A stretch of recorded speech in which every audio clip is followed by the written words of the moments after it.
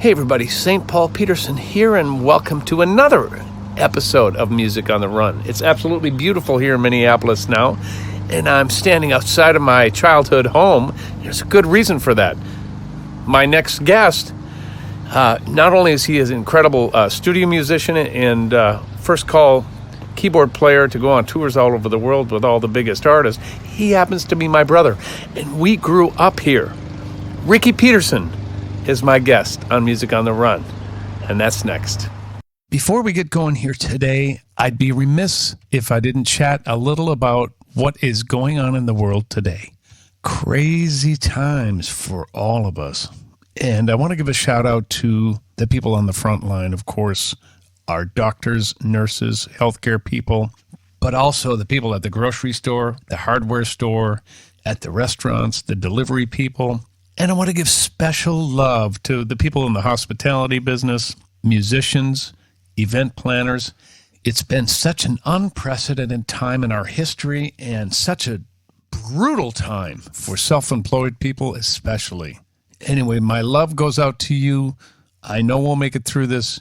Please be safe. I wish your families health, love, and thank you again for spending an hour with us. All right, back to business. If you enjoy this podcast, do me a favor, wherever you got this podcast, please go back there, leave us a rating, and how about leaving us a review as well? And what that does is it raises awareness so more people can come to the party and enjoy this podcast as well. We'd also love to have you along for the ride as our partner. You want to help us put on this show? Go to patreon.com/Music on the Run podcast. Again, that's patreon.com/Music on the Run podcast, and you can financially support all aspects of this podcast. You get a lot of cool stuff in return. All the information's on that site, and we sure would appreciate it. Okay, on to the interview.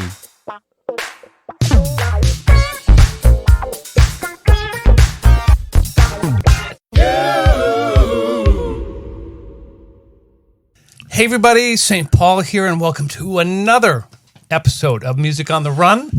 My guest today is the first call keyboard player, not only in the studio, but also as a touring musician. Yes. He's a solo artist, he's a producer, he's a writer, and he happens to be my big brother. Welcome, Ricky Peterson, to the thanks, program. brother. Hi, Thank you for inviting me. It's my brother. Doing a podcast. Cheers to you. What's going on? Well, this is awful good. I like your podcast. It's really fun, man. You did a great job with everybody so far. Yeah, well, you got to hear this because last week we did a contest, and I asked the listener base, who do they want to see me interview next? And the resounding result was my brother, Ricky Peterson. That's so weird, man. That's great. Wow. What are you doing to keep yourself busy on the COVID watch here? Hunkering down. I'm home and staying home and doing what I can to help out other people and making music, man, as much as possible, And, we have to share the story. Yeah. Because we were in New York that's right. We were in New York on March 12th, right before this stuff went crazy. He was doing a gig at the Beacon Theater, and I was down at the Iridium, and we ended up flying home together the next day. We had planned on...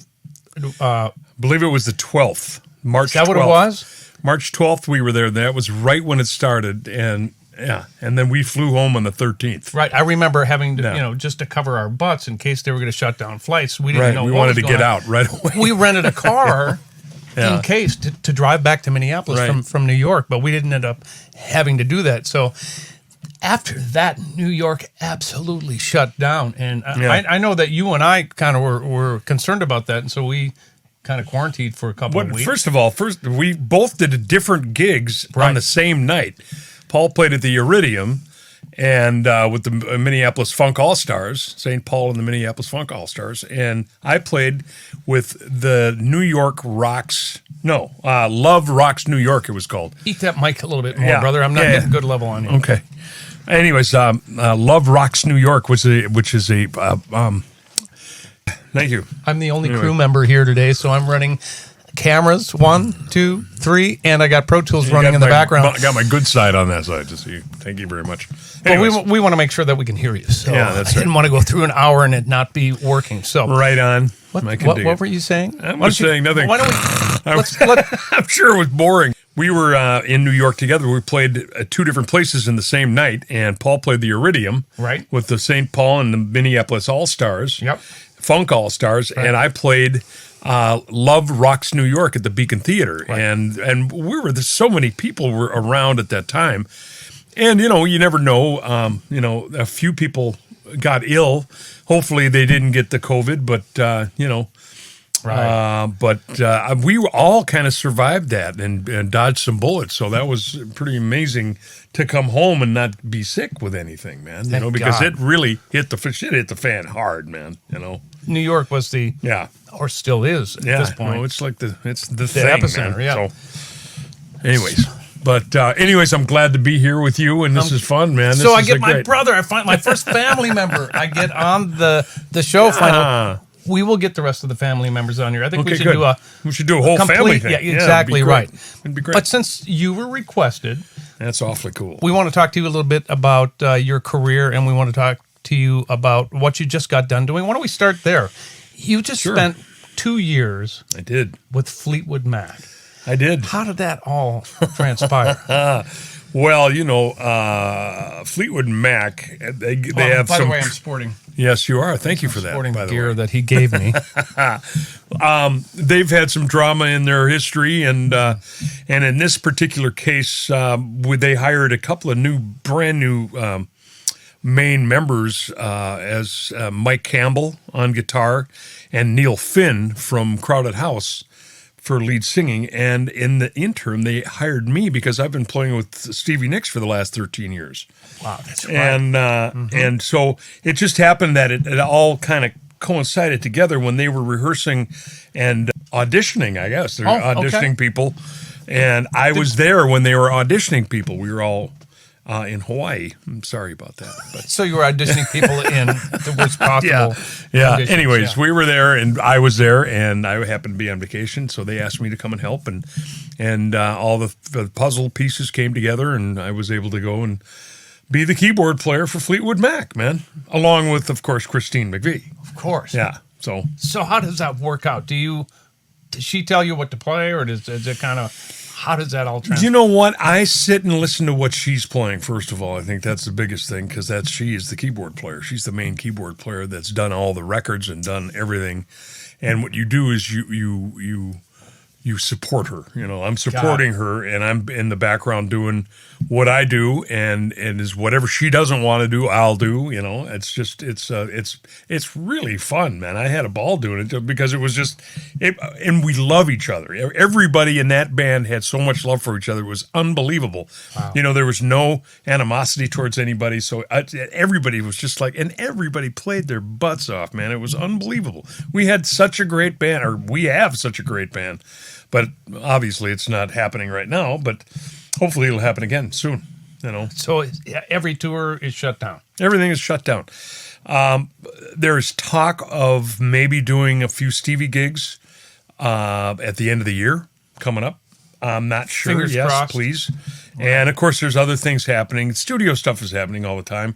We're able to do, like Paul and I are doing some work from our homes, and luckily we were together in New York, so we can kind of hang out. We can kind of hang out a little bit. Yeah, but we're 4 feet. Sorry, not 6 feet. No, so but no letters, please. Oh, we'll get the letters anyway. But we've been together since the whole thing broke out. So. Yeah, exactly right. What are you gonna do? And luckily we haven't. We didn't get sick. So, anyways, and all that aside, we're hoping that music will start. As soon as October, I'm hoping, going out and doing some other things. Well, I think that you're working on some virtual music things, and I'm working on virtual music things that everybody's doing videos now, that is going out on YouTube and what have you. And, right. So, I mean, that's great because you turned me onto a couple with who was it that we did it with? We did Sheen Lake and Nathan East. Nathan East was great, man. And Lenny Castro. Lenny Castro. Oh, Joey Finger. Bad boy. Yeah. Joey Finger, all the cats, man. Anyways, so far so good. That was fun. So we just got to do more of that. Do you think this is going to be more of a creative period? Do you think that there's going to be a lot of records coming out of this whole, Absolutely. Why not? Why not? You know what's great about it is everybody who's played on everybody's records. I mean, of course we love to make money doing this stuff, but we don't care anymore. I mean, we're just playing on everybody's records because we want to play, and hopefully you miss playing. We miss playing. Everybody misses playing, man. I mean, we want to play together, and if it takes doing it on a video, we might as well do it in any way we can. And God forbid the 5G is going to be able to do us with no latency.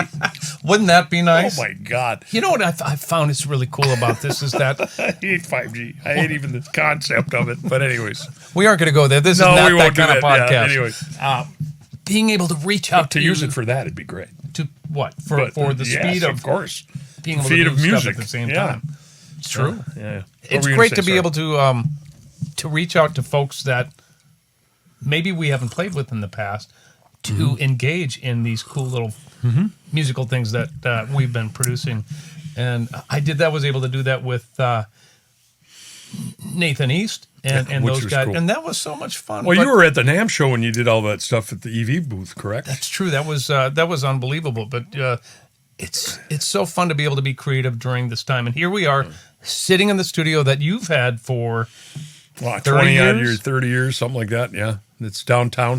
It's one of the first studios built in Minneapolis, by the way. Mr. Bruce Swedeen is the guy that built this studio out of, I think it was a vaudevillian theater or whatever. They were doing some kinds of plays in here or whatever, and it turned into a movie theater. And then after that, in the early 50s, he came in here and turned it into a recording studio. So mid-50s, Mom and Dad came here, and they were doing commercials, and they were doing all sorts of stuff for like, can we say different things? Why not? Sure. Ham's Beer, Grain Belt, all the beer commercials. Northwest Orient. Northwest Orient Airlines. That was Daddy, actually. He wrote that. He wrote that. Didn't get credit for it. Yeah, exactly right. Don't you hate that? Bastards. Jeez. That's right. This is a podcast. We can cuss on here, can't we? If you want. If you want. As much as cuss! No. Anyways, so there's a lot of history in this building, and God bless him. Bruce Swedeen, man, of Michael Jackson fame and Quincy Jones, built this, and we've kept it going for all these years, and have been able to make music and do what we've done, and here. Yeah. So, and happy belated birthday to Bruce Swedeen. Yeah, happy birthday, Bruce. Yeah. That's right. So let's go all the way back. All right. So, stop banging the table, too. I know. Stop banging the table. By the way, excuse me. Yeah. Tulips on the table. Yeah, tulips on the table. Put the tulips on your organ, would you? Well, not right now. Okay. Not on the podcast. This is where they go. Anyway, they go on the organ. Anyways. Okay. So because I'm your brother, I know these stories, but I think people will be fascinated to hear about how you got started and decided to pursue music as a living. Did you have a choice? How did you? Well, we all grew up in a house that had music going on all the time. Mom and Dad had rehearsals going on all the time. You were a baby, right? And I was growing up, and I know that they were doing like rehearsals, and Dad would be doing demos for commercials downstairs with his little tape recorder, and he'd have a couple of singers down there.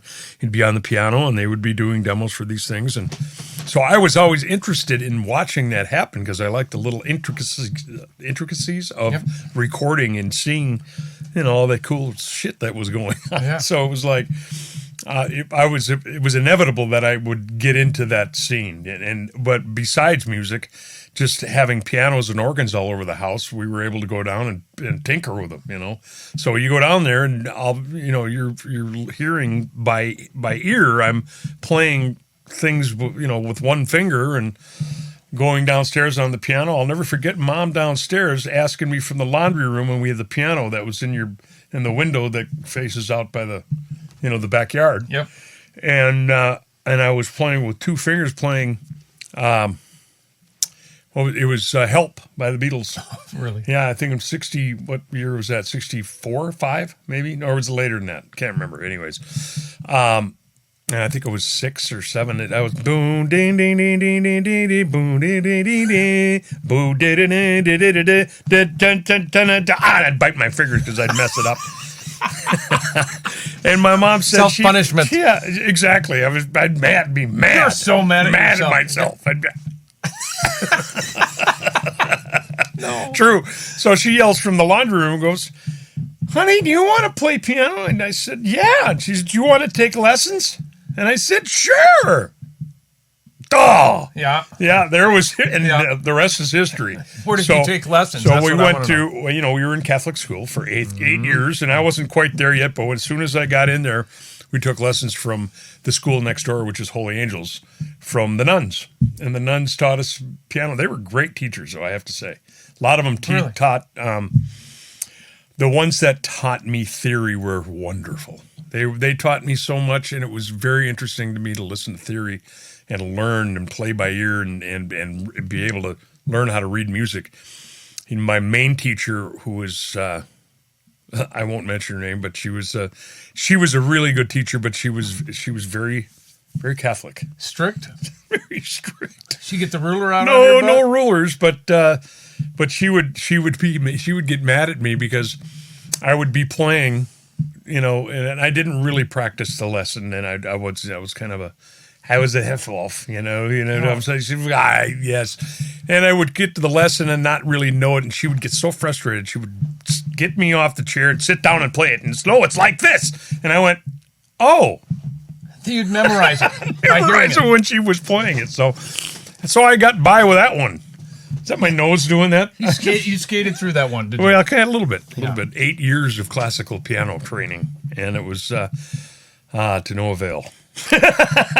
Really, I think it was a good backbone for you, though. Oh man, are you kidding me? It kept me limber anyway, and the good part about it was learning all the theory and being able to go to the University of Minnesota and doing theory classes and doing theory contests. We go in and have to have contests, and of course back then it was in the 60s and 70s, right?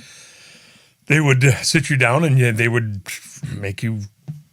They would play a scale, and you would have to name all the notes, and you'd have to go. It was a test. It was a test, absolutely a test. You'd have to name the intervals. You'd have to name the scale, what the name of the scale was, what the chord structure was, that kind of stuff. It was great, man. I mean, it was really a great teaching utensil for me, anyway. Yeah. So I'm thinking about the genres that you've played throughout your career, and I think you've played them all. How does that Jack of all trades? Well, how does that happen? Because I know the family we grew up in was primarily a jazz family, but since we're the youngest set, right, you were hearing a bunch of different things from our brothers and sisters. Right, we grew up with rock and pop music. I mean, that's what we did. My mom and dad, they loved jazz, and they were their pop music was jazz. It was more 40s and 50s, not real straight ahead bebop stuff, but it was more big bandy kind of in that era, and that was their pop music.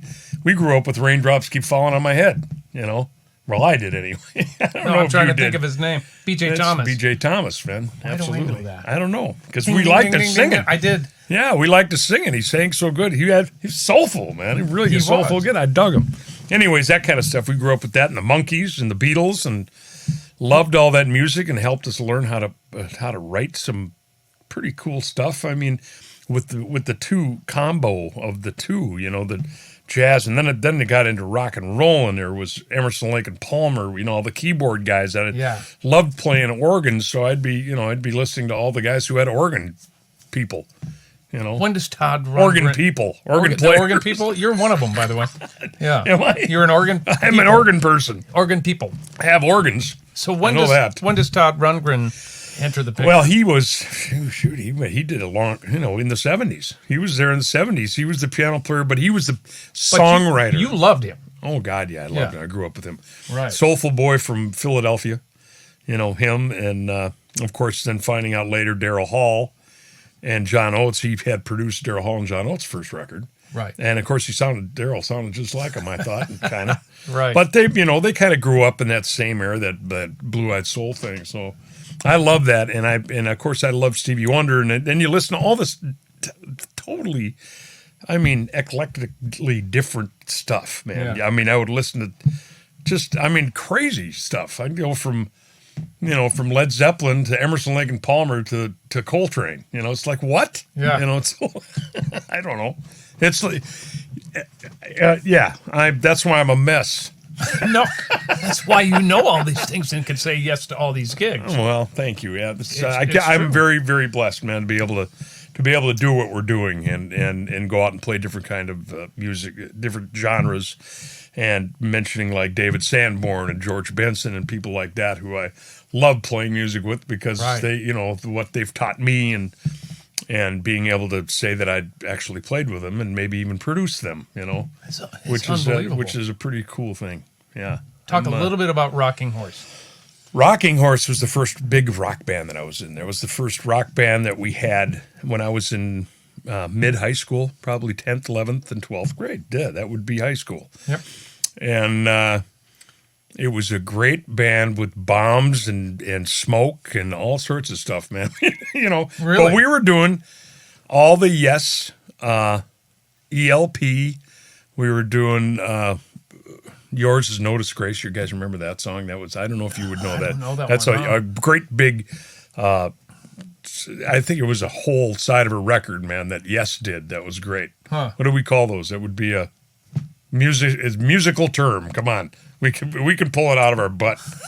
I don't know what it is. Anyway, I don't either. that's how smart we are today. It goes in spurts, We can be smart for a minute, and then it goes. And then she's gone. And then it goes away really quick. It was gone. Terribly quick, yeah.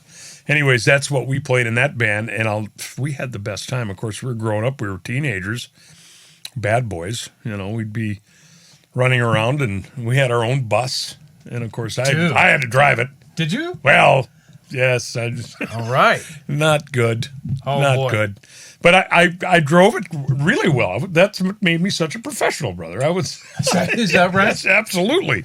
They would have me driving Training the bus grounds. because, yes, that was training ground for me. Got it.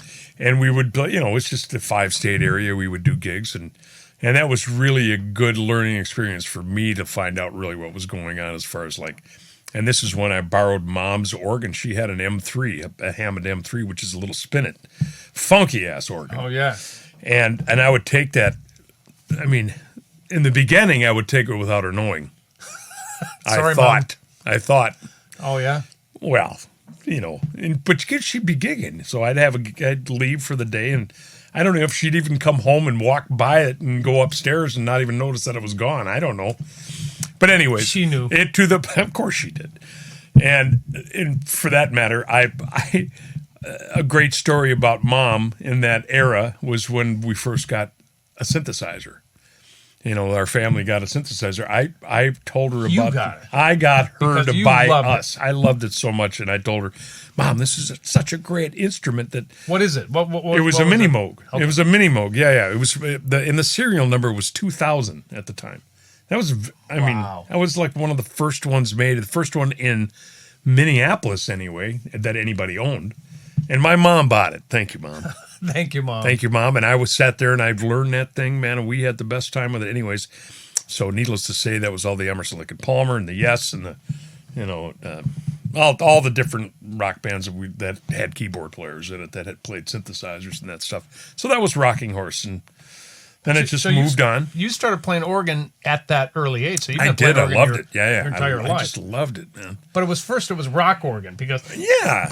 know you as some people know you as a funk It's monster R&B. on the organ No, on that's everything. nice. Thank you. But here you are playing with the biggest rock band in the world. Stuff that I loved. I grew up with it. But you loved all these different genres, so it's did. not far off the path. Exactly right. And I enjoyed listening to all of it, man. I really did. It wasn't like, of course you grow up and you can be a kind of a bastard and be like poo-poo and stuff all the time and going, that stuff sucks. And then, but if you hang around people Right. like that, then you're going to be like that. So you try to listen to everything and get it in your brain and go, well, okay, I see the love in it. You know what I mean? Right.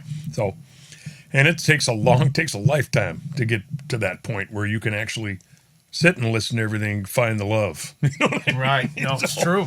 It You got to is make true. that your own Yeah. because you've got so many different influences coming in, whether it's Jimmy Exactly. Smith or Yeah, which I love, of course. Keith Emerson or whatever. Oh, but God, you isn't made that it funny, your own, man? and that's why you're a first call keyboard player in the thank you, studio and brother. on the road. So you just didn't wake up one day and touring with all these rock stars. You paid your dues. Tell me a little bit about some of the bands that you played with early on. Growing up, after the Rocking Horse debut and the end of that, kind of towards the end of high school, I got into starting to play more of the poppy R&B funk kind of stuff, and we had a band called Emerald. Okay. With Patty, our sister, and with a great bunch of guys. They're all older than me. You know, they were in their 20s, and I was still a young kid at the time. But that was another learning experience for me. And we did that through, 3 or 4 years. And then after that, I found a band called, Shortcake with Sparky Bement and, There you go. John Finger and Dan Fashing and all these just great musicians. And that went on, and we were doing Steely Dan and, all the little more difficult songs and that kind of thing. And then that went on to another R&B band called Good Vibrations with Rocky Robbins and Josh Weaver on bass. Josh Weaver on bass, and we went on, just kind of kept going and this is where I was introduced to some people. Billy, our brother, was playing jazz with people like Ben Sidran, and this is where I was introduced to Ben Sidran in the early '80s. And he would come out, and he was trying to do a little bit more R&B, jazzy, funky kind of stuff, and he would hire me to come in and program for him. And in the studio. Right, okay. Exactly. Yeah. Well, he's so the this one. time you were still doing studio sessions. We're doing studio. Yeah. I mean, that goes back. That's a whole other thing. During all that time that I'm talking about, I'm in the studio singing jingles too with Patty and all the people here in Minneapolis. We're doing Dairy Queen commercials and Salituda, that kind of stuff. All the good ones, Anyways, Salituda. It's like if I was the king of the forest. That's my okay. Anyways, so you're session boy during day and going and playing at night and yes, it Class Action too. Class Action, okay. Absolutely. It's the same genre of music, and that was during the disco times. And then Class Action went away, and then we started a band with Doug Maynard. They were already he had already had a band, and then I would play with his band that turned into the TC Jammers, and then it went on from that. But now back to Ben Sidran, he's the one that would come out and see us play, and he loved watching us, and he was fascinated by the grooves and all that stuff. So that's why he came in and got us to come in and start playing grooves for him, because he wanted to go that route. And now at that time, he introduced me to Tommy LiPuma. And Tommy LiPuma, who is, of course, the jazz virtuoso producer, who did George Benson's first big record. He did Barbra Streisand's record. Right. He did Diana Krall. Just all sorts of people. But the nicest guy in the world. The poor guy had to come and to meet me. Ben brought him to meet me, which was hilarious because my brother Billy and I lived in a place we called the Portland Arms. Oh, yeah. So the Portland Arms is right down here in Minneapolis, South Minneapolis, and the place was not beautiful. It was funky. It was super funky. I think I had Fred the mouse living in my mattress. You had neighbors, and they were mice. But this was the only place that you would walk into that was so ghetto. But it was a triplex, right? And Dudley owned it, right? And anyways. So Portland Arms was a place in South Minneapolis that was pretty funky. But it was the only place that we had. Billy and I lived there with a couple other people. It was a triplex. There were, different apartments in there. But we were the only guys who had, kind of a ghetto house that had the front porch was completely broken. Yeah. And you could easily fall down before you get into our door. Right. But you open our door and there's a beautiful, lovely C7 grand Yamaha piano with a B3 in the corner, a set of drums, great amplifiers, bought 8 basses, a huge television set. I mean, this is after we had made some money and did, pretty good, doing commercials and stuff. Right. And a Corvette out front. So Ben brought Tommy to the Portland Arms. Portland Arms, and this is what Tommy LiPuma walked up and he went,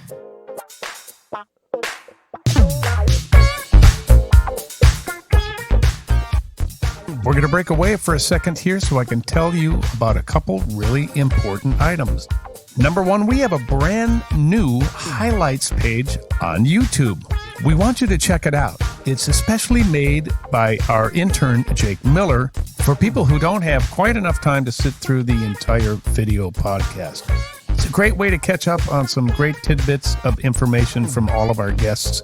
You're going to have to search for it, I'm afraid, just simply because we need more subscribers on there in order for us to get a custom URL.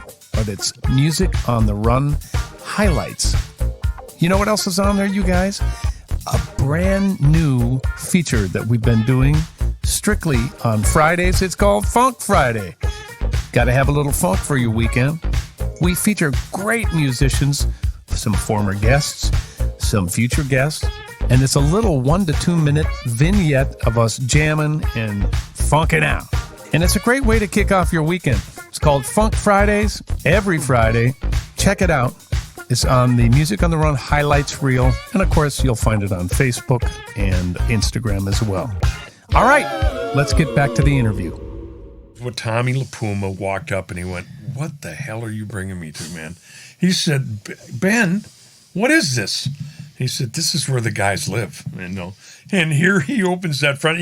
And poor Tommy he had a bad leg, so it was scary for him to kind of walk towards our front door because the whole porch it was booby trapped. Yeah, it was kind of booby trapped. The whole it was thing bad. was. He I could have remember gone right through the floor, and we wouldn't have known it. He was a little man. Anyways, where's Tommy? I don't know. Just disappeared. So I opened the front door, and Tommy just went. He had this one little gesture that he would always do. Yeah, and he just walked in and was so elated, and we sat and we played music and we had a ball, and from then on we became very, very good friends. And the whole point was that Ben wanted to produce a record for me with Tommy's blessing. And we ended up doing one for Warner Brothers in 1989. And Ben was a part of that, a huge part of me introducing me to all these great musicians, because of that scene, because of Tommy LiPuma. It was Tommy and Ben who, introduced me to Sanborn, and then it went on, it just kind of domino effect, Ben told me a story when I interviewed him for the podcast that he went and interviewed Miles Davis with Tommy, and after that interview, they stopped by Pat Raines' house. Right. Pat Raines said he was looking for a keyboard player for David Sanborn. Exactly right. And Ben said, "I've got your guy." Yeah. What year is that? 83 and a half, or 84, maybe, the beginning of 1984. And you were in Samoa at this time, right?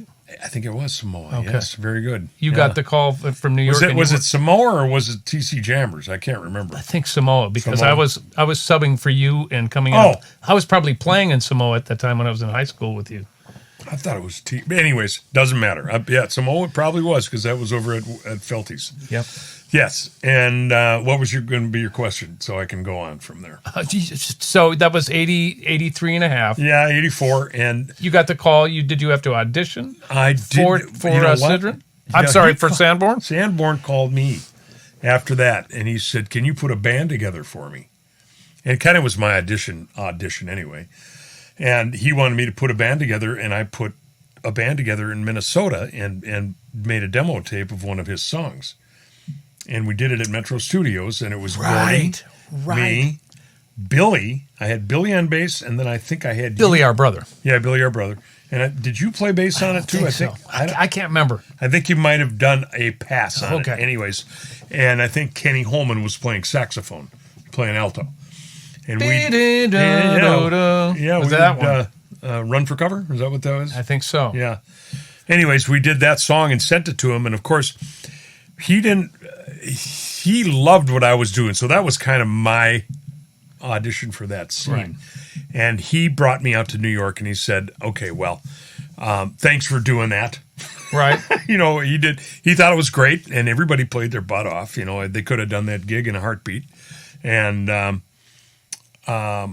but he wanted a little bit more close to his home in New York. So we ended up having auditions for other players in New York, and we did that. And it was Hiram Bullock was kind of spearheading that one, at that time, and Hiram was good, the guitar player. Why? David wanted me to try to put a band together here in Minnesota. He just wanted to see what I could do. So I think it was my audition. So, and that's how that became. And then I was with David for 30 years after that. And when Hiram left, I became the musical director for him. So, Right. Or helpful anyway in musical directing. But while you're doing all this stuff on the road, you made this record for Warner's. That was a huge success in the jazz / R&B It was called adult contemporary at the time, right? And then it turned into a smooth jazz effect. And shortly after that, there was no smooth jazz, and it was kind of adult contemporary. I think it was called. And so I was juggling, and then Ben introduced us to Steve Miller. Right. Talk about juggling, man! It was like. Really? Sanborn, your own solo career, Steve Miller Band, and you did a record with Steve. And at the time, I was at Paisley Park with Prince, too. I was juggling all four of these things. Yeah. Time out. That's a whole nother story. You have to go back to one thing, because I think you omitted one crucial one thing. Yeah, about 79, you get a phone call to join a certain band. Tell me about that. Oh, boy, yeah. See, we forgot about that one. Well, that's 1979. Prince. I was in the band with. Doug Can I do Maynard. one thing here? Yeah. I'm gonna little brother myself here. There we go. Okay, my chair was higher than Ricky's. That's okay. I had to come down to I got the Grandpa Geese chair, so I can be comfortable. Okay, so Prince called you. Well, what happened is that I had been rehearsing. He'd had rehearsals in the house that they had in Edina.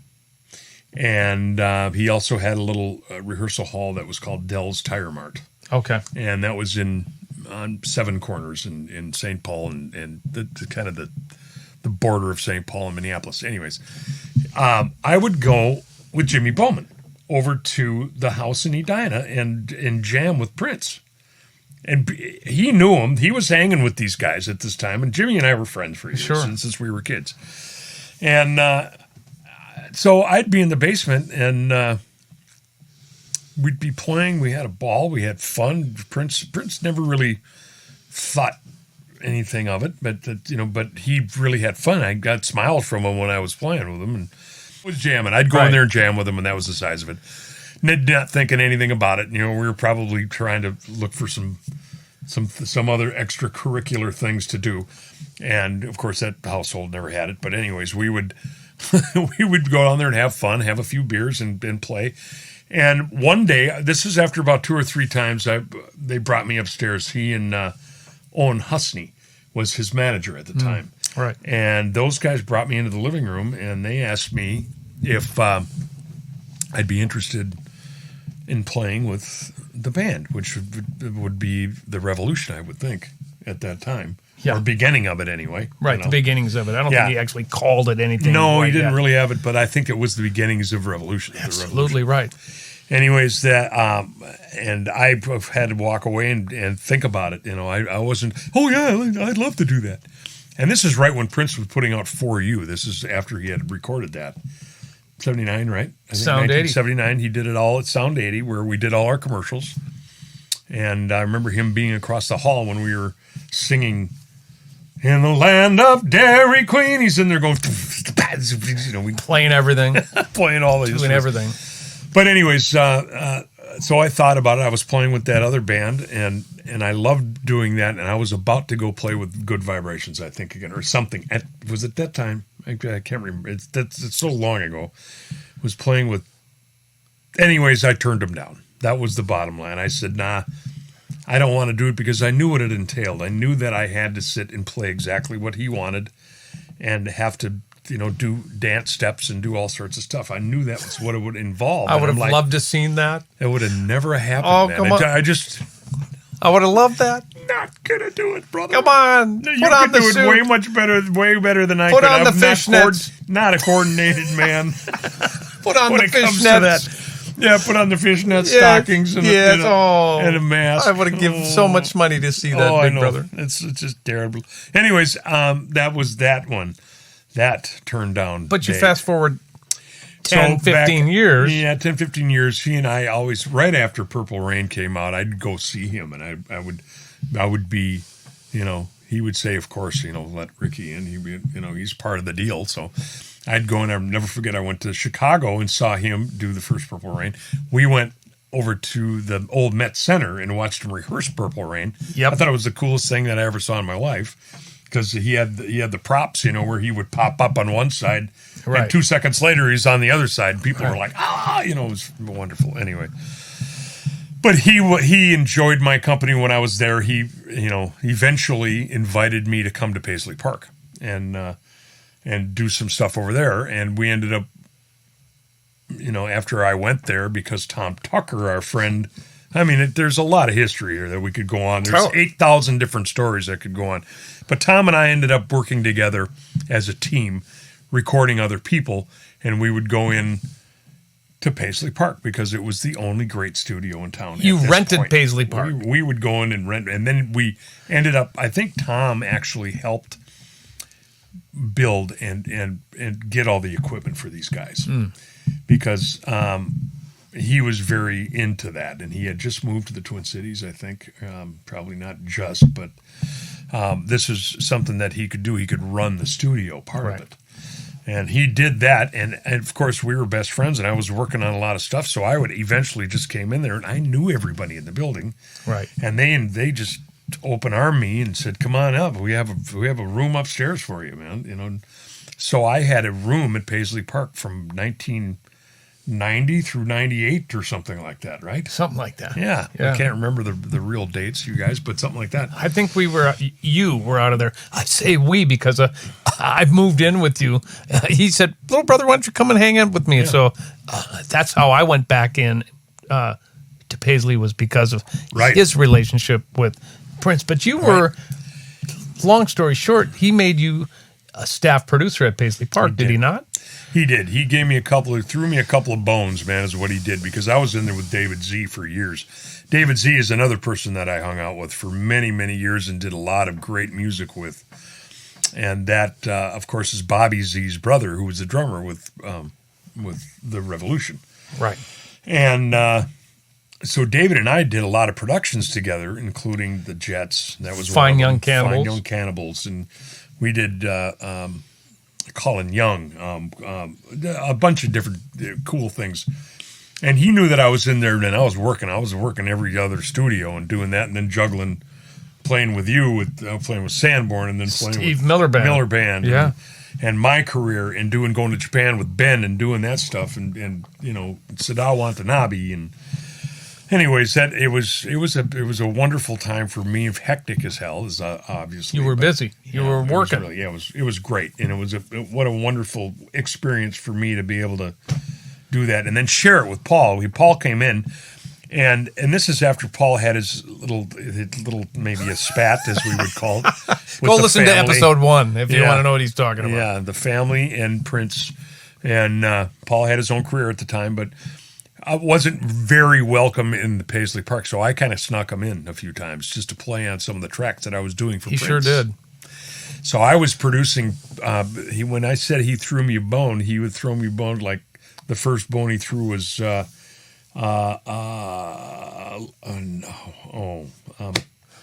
was Mavis Staples was one of them. Nona Gay. Yeah. There was a few other ones too. And then when he heard that stuff and went, wow, that's pretty smoking, he enjoyed what we had done to that. And And Paul's playing bass on this stuff, and I don't think he knew that. Probably not. Probably not. And he loved every minute of it. But as soon as he found out who it was, because I'm sure he had to see the roster of people on the record, right? He didn't kick me out. He let me stay. No That was way. nice of you to let me come and hang out with Well, your of brother. course. Anyways, we had to get that aired out anyway. So that ended up doing... he handed me a cassette tape of The Most Beautiful Girl in the World, and it had some garbled keyboards on it, and it had his guitar part and all his vocals, and it was like, I couldn't decipher really what it was. But I asked one of the engineers, one of the techs, they said, and Tom Tucker, I said, do you guys really think this is a hit? And they said, it's a smash, trust us. And I'm like, okay. So I took it, and I deciphered what I thought he was going for, which ended up pretty much an arrangement of mine. Yeah. That ended up being The Most Beautiful Girl in the World, which was his last #1 hit. Jeez. Yeah, and probably one of the biggest hits that he ever had that he did out of the Warner Brothers contract. He did it with a company called Bellmark. Okay. And that was the only one when he was wearing taff cap on his, or slave. It was and we Slave. called him taff cap because he was the artist formerly known as Prince. Taff Cap. Anyway. So anyways, there's my Prince story. So that went on, and I was at Paisley Park for years, and we ended up producing very many groups there, including George Benson. Of course, Paul was there for all that. Favorite record I've ever done with you was that one. God, it was so Besides great. our own stuff, of course. Oh, man, yeah. And, of course, I did all my records there, and he produced most of them, and just because I can't do it all. I hear you. I need help. He produced my first record, yeah. so. Yeah, so anyways, that was a great thing for both of us to be able to be a part of. I mean, that was history, man. All that was history. Kind of before. We got to share that. Yeah, we did. That was fun. Thank you. Yeah. Yeah. See, Don't touch me. We're touching. Don't touch me, brother. Stop touching me. So Anyways. you left in 1996. Yeah, I left in 1996, and of course I was still with David Sanborn at the time. Some other opportunities came up during the 2000s. You're going to have to help me, but I know I came up in Boss Skaggs. Got a lot of different little things like that, and they weren't long runs. I did John Mayer for a year. I did the Continuum record with him. Talk to me about Bonnie Raitt. And That's then what I wanna Bonnie hear Raitt about. after that fact. And Yeah. Bonnie Raitt was one of my favorite artists that I've ever worked with because she's the sweetest thing in the world, and her brother was one of my dearest friends in the world. Who lived here in Minneapolis and who was a sound man. He was Steve the sound Raitt. man. Yeah, Steve Raitt was one of our dearest friends, best buddy. I mean, Yeah. he lived on the lake, and that's how I met Bonnie, and we had the band, the TC Jammers, that we mentioned before, was one of her mainstays. When she would come to town, she would use that band as her, as her backup band for her to do a solo gig. So that's how I got to know her. And then Steve succumbed to a brain injury, or a brain tumor, and but lived for 8 years, and we became very close. Steve and I did, and then Bonnie and I became very close because of that.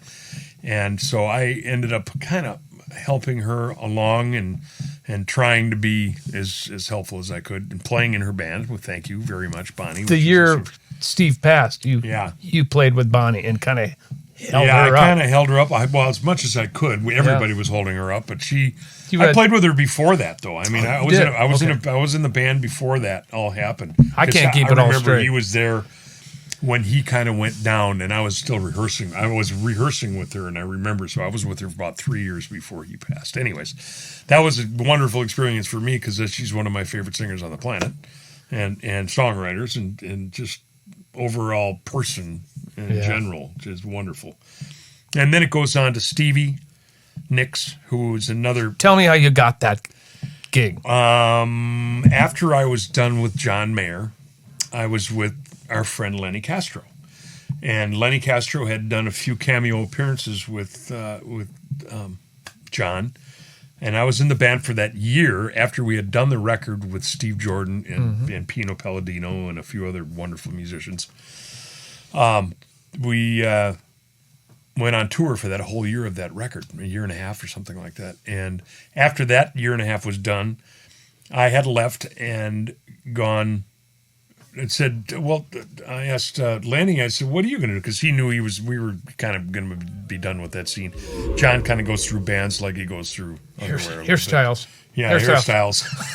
Underwear, whatever. I should talk. Anyways, loved doing that gig, by the way. It was a really good one. But he said, I think I'm going to go play some rock and roll with Stevie Nicks. And I said, really? And he said, wow, Stevie Nicks. Wow, that's a trip. Do they need a keyboard player? And he went, I think they do. Really? I don't know this story. This is great. Yeah, absolutely the story, man. I said, wow. Really? And I said, I'd be happy to do. Can you tell her that I'm interested? And he did. And unbeknownst to me, I didn't know this, but I found out that my old pal from New York, Waddy Wachtel, is playing guitar with her as the musical director of the band. And an old friend of mine, besides Lenny, was Carlos Rios, who played with. He played with everybody. Me, played with everybody. But he did Brother to Brother. He did Gino Vanelli. He did Gino Vanelli's record, which was wonderful. Anyways, so these guys are in the band, and excuse me, who is it? Waddy calls me up and says, you got to come if you're really interested. They were going, really, you're interested in doing this because they think I'm a jazzer. It's like, no, yeah, I'm a rock guy first. And I said, of course. And he said, well, you got to come and audition. I said, I'd be happy to audition, man. I'm happy to do it. I think it'd be so fun, man. Right. Yeah. And of course, lucky for me, we were old friends, but I was there and I auditioned and I was there with a bunch of other keyboard players, and I just happened to be the guy who got the job.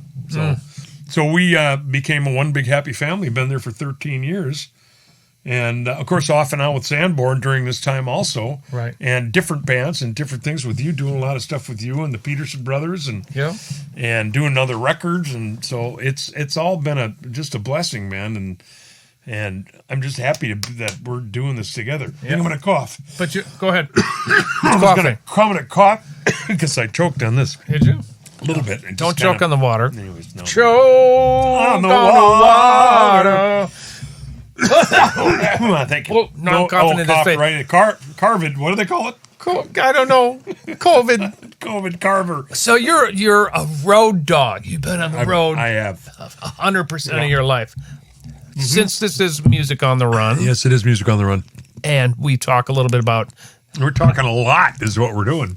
Well, I love it. This is great. It reminds me of the day I was... Yeah. You have to tell this story. I'm telling you, the fans wanted to hear about you. Oh, so that's why we're... cool, man. I'm happy to do it. We have to share how you survive... I survived, period. No, how you... Yeah, that's the first question. Yeah. How do you survive on the road... because you're there all the time. You've been married for 32 years to Luann. Yep. Yeah. Luann. How does somebody do that when they're on the road all the time? And how carefully. How do you take care of yourself? You do it carefully, man. Well, back in the early days, you didn't really take care of yourself because we were infallible. We were young. Yeah. Yep. Young, I get it. And we abused ourselves as much as possible. And, That's exactly what Lenny Castro said. Yeah, he said, and we came back and could come back in a day and be ready to go and do it again. Right. So what happens is the older you get, your body can't take that anymore. So I was lucky enough to not go down the dark path. So right. And I saw a lot of people go away and do that and leave the planet, which is not fun for me. So I chose not to do that. And especially in the last the last 15 years, I've learned to pace myself on the road. When you're working, you go out. I have my routine down where you get up and you go to the gym. I have my banana, and I would go down to the gym and I would do my 1.5 miles on the treadmill, and then I would do my little weights, and then I would stretch, and I'd be ready for the day. And then, you know, I'd spend about an hour, maybe an hour and 15 minutes in the gym or whatever, not long. Yep. But then we'd end up going strolling. You know, I'd take one of the guys, you know, we always loved walking, and wherever place that we're at, I would go walk. We'd walk for 3-4 miles. In whatever city we're in, we would walk and stroll. Nikki and I, forget it. That's all we did. Stroll, and then go have lunch, you know. Right. And then if it was a day off, then we'd start drinking. You know. So, and that's how they survive on the road on Music on the Run. Exactly right. But you know what? You just got to pace yourself, and that's the bottom line, because my body couldn't take it anymore. It's just like there's no recovery. You know, if you're gonna do what we used to do, there's no way you could have and maintain a gig. You know, things change the older you get, doesn't it? Oh man, you know, and I like the way we are now, because it's you know, we, like Billy, our brother, says, we got 5 minutes left, man. You know. True. At the age I'm in, and right now we have no idea how much time we got left with this crap that's going on, you know. So I'm happy to do it, and I'm happy to be here playing music for everybody. And cheers to you, brother. Thank you for inviting me. Of course, I'm not quite done with you yet. Well, that's okay. You keep going, but I just want to let you know. Well, I love you. Yeah. I mean, this is so fun to have you. Finally, it took a little cajoling to get him on. He was like, Yeah, but we it's got like Sanborn, man. Once you get him talking, he doesn't shut up. So glad. He's great at it, man. He taught me a lot. I love David. What's next for you? What's the next plan? Well, you know what? Right now, we're just finishing up with I had a plan for the Peterson brothers back about 3 years ago. We did a record. I just went in for a few days with the guys, and Billy and Paul and I, and Jason, our nephew, J.P. Delaire, he goes by, and played alto saxophone. And it's a great little funk quartet that it just sounds great, man. And we've been sitting on it for a minute because we wanted the right station to put our right genre to put it out on, or what's the word I'm looking for? Not label, but the right time, you know, to get it out to people. Right. And it just never seemed like Plus, the right you're time. busy, and everybody's traveling all over the map. It was hard to get everybody together to finish what we started, and we're finally done with it. And I'm hoping that we can get that out, and you know, within the next non-COVID year, you know, and put it out and go out and tour that, you know, with the 4 of us, man, or the 5 of us, or whoever. Right. You know, we could do a whole thing that would be so great, man. But that's what's in my future. And what about a solo record? Come on. You know, I'm always putzing around with it. I'm putzing. I got some things in the basket, man, but nothing concrete yet. Okay. You know? So, brother, thank you so much. Yeah, of course, man. Are you kidding me? This is great. I hope you edit the shit out of this. No, we're going to leave it all fly. Well, everybody, I love Ricky Peterson on Music on the Run. Thank you for joining us. We love you. We'll see you next time. Music on the Run was hosted by yours truly, St. Paul Peterson. Recorded and produced by Davide Raso. Video editing by Ivan Sebastianov. A very special thanks to the patrons who financially support this podcast. And remember, Rick is my brother and I've had it too.